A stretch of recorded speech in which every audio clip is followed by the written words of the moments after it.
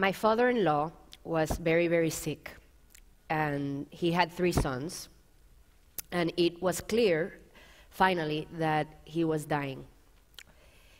But the sons, they were really trying really hard to keep their dad alive.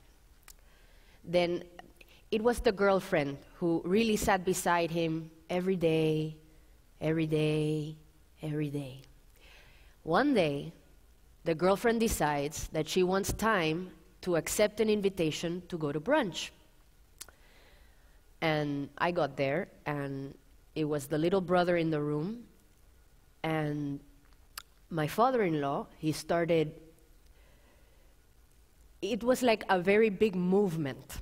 I had never seen it in a person. And he started breathing really, really hard, and I held on to his hand. And the other brothers were panicking, so they went to call the doctors.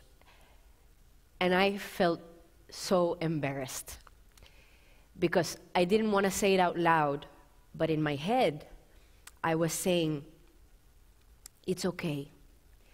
It's okay. You can die. You can die. Everybody's going to be okay. And the younger brother, he came in and said, it's going to be okay, we're going to call the doctors. Sort of like the opposite, you know? And I kept holding on to this man's hand, and all I kept saying was, it's okay, you can die, you can die. And then this, I cannot, his body was in convulsion, and then this something came out of the body, and then it goes. And all I could think about was when I had my children. When I had my children, you had this big belly, and then the baby is out. It's as disparate. It's evident.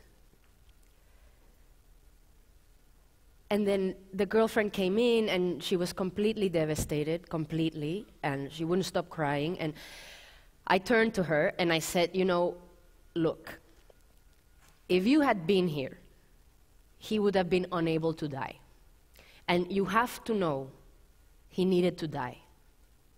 And the fact that you were here every day, which is very nice because we understand, but that didn't enable him to die. He needed you to go because it is very hard to die when people you love are around. And he loved you so much that it was so hard for him to die right in front of you. And then she became very calm.